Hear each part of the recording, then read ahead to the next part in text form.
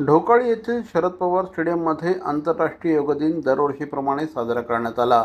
आमदार श्री संजय केळकर यांच्या संस्कार सेवाभावी संस्थेकडून ढोकाळी येथील मिनी स्टेडियममध्ये पतंजली योग समितीच्या सहकार्याने हा योग दिवस साजरा करण्यात आला।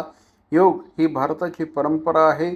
योगासनाने बुद्धी, मन आणि शरीराचा विकास होतो, म्हणून भारताचे पंतप्रधान श्री नरेंद्र मोदी यांनी आंतरराष्ट्रीय योग दिनाच्या माध्यमातून जगाला दिलेली ही मोठी देणगी आहे, असं यावेळेस सांगण्यात आलं।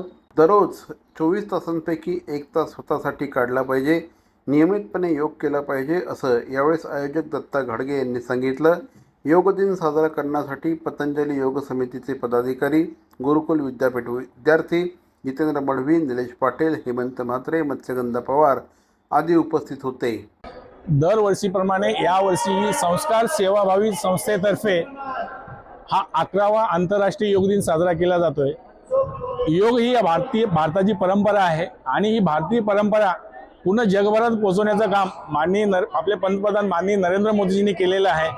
ही भारताने दिलेली, जगाला दिलेली एक मोठी देणगी आहे आणि भारतात जे शासकीय आस्थापना असतील, शाळा असतील किंवा जे काही रहिवासी असतील, सगळ्या ठिकाणी आज योग दिन मोठ्या उत्साहात साजरा केला जातोय।